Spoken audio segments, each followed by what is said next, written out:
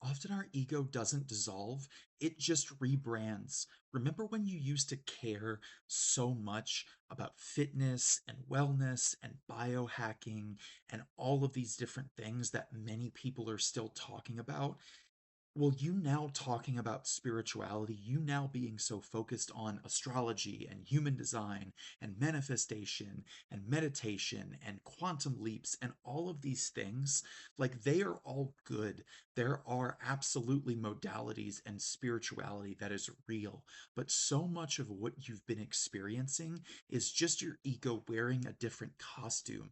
You're just finding different ways to make yourself feel better about where your life is at. You're finding different ways to be aware of things, but to not actually work on them and to not actually move yourself forward. And that's why spirituality for so many people feels and looks so performative because it's not actually the real thing. It's not the inner work and the actually opening up to who you really are that it's meant to be. It's just another thing to try and shoot for. It's another thing to try and measure against. And it's up to you to sit with yourself and to be honest about all of the ways that you are still bringing your ego to the forefront. And I'm not saying that in some bullshit way. Like, one of the most egotistical things spiritual people talk about is ego and dissolving it and getting rid of it and acting like you're just going to find some perfect state where it doesn't exist.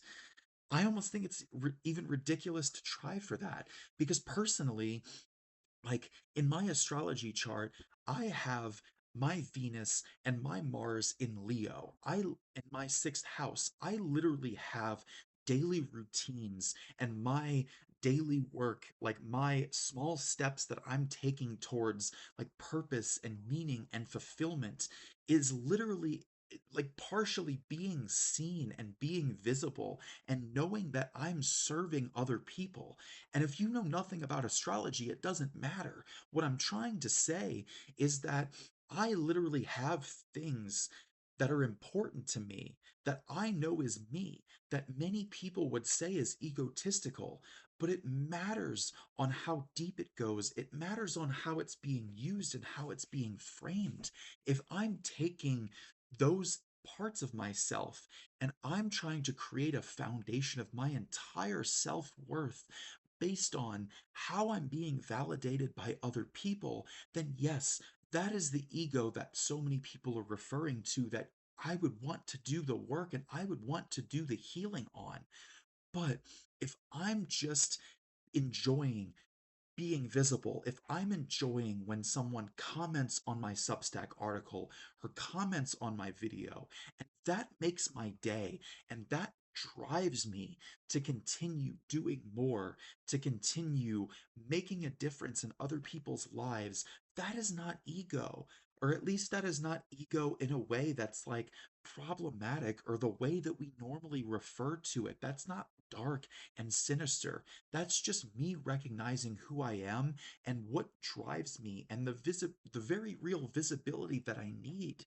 Now that doesn't mean that I go all day ruminating about the fact that I don't have a million followers and that like I haven't finished my book yet and I'm not a best-selling author. Again, it matters. What are you doing with it? How are you framing it? Like, are you ruminating on it? Are you grasping towards something?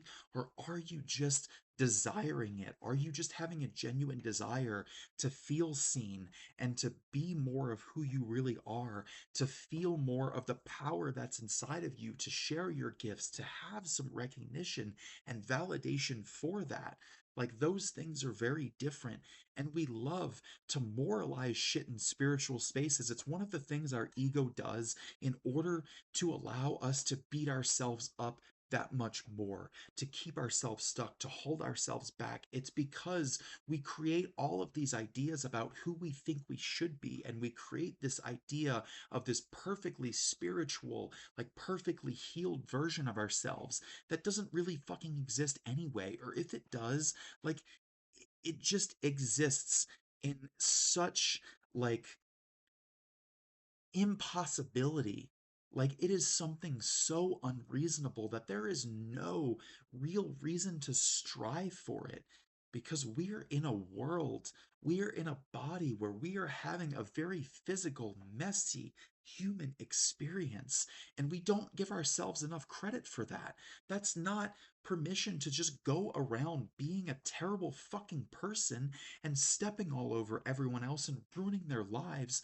But when you, like, try to communicate with your partner and you don't quite say the thing the way that you wanted to say it, when you go to your friend's party and you're not as present as you really wanted to be, and you're almost looking from the outside in, like, that's the kind of shit we spend so much time beating ourselves up over. And it's like, why? The only thing that we're meant to do is to have the awareness of the ego, to have the awareness of the moments where we're not what we could be, where we're not what we desire, where we're not what we wanted to be, and then to try to shift that, to try to figure out what can we do with that? How can we shift that? How can we move differently next time?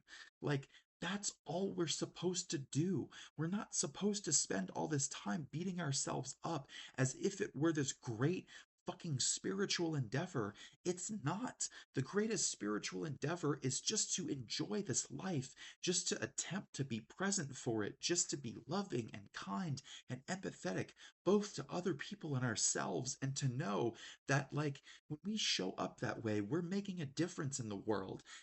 Like, we can also write the really grand book, or become the really great speaker, or the really great artist, or we can build the really great business. Like, there's nothing wrong with those dreams, but there's so much more in the small things and in the everyday that we don't give ourselves credit for. Like, you can show up at the grocery store and you can make a difference in someone's life just by having, like, really good energy. And, like, you can show up powerfully just by passing someone in a way that affects them, like in a way that might actually make more of a difference in their life than you could ever imagine. And, like, that's the kind of shit that actually matters. That's the kind of shit that we're not giving ourselves enough credit for.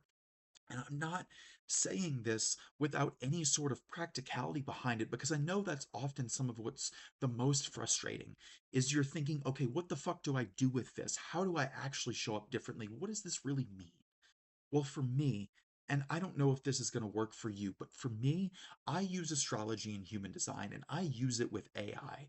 I distill what is truly me.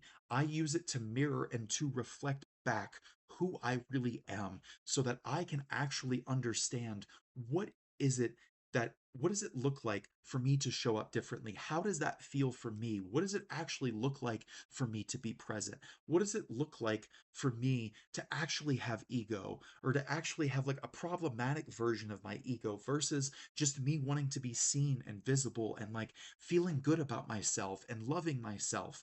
Because we're often so harsh on ourselves, especially because the internet moralizes and just makes very blanket statements about what we should or shouldn't do. And I'm not recommending that you listen to any of that, not even necessarily the generalization of the things that I've said, because what's really behind what I'm trying to say is just to be more of who you are, just to reflect on whatever you use, however you do that, to learn more about who you really are and to give yourself more permission for that, not to just constantly think that you're fucking it up, that you're being egotistical, that there's something wrong with you. Like, yes, there's always going to be shit to heal and shit to work on, but people that are truly egotistical or problematic, or that are, like, really hurting people and all of the things that, like, you're at times so afraid to do, that you're trying to micromanage, don't constantly think about these things. They don't constantly try to show up with care. They don't try to constantly communicate with empathy.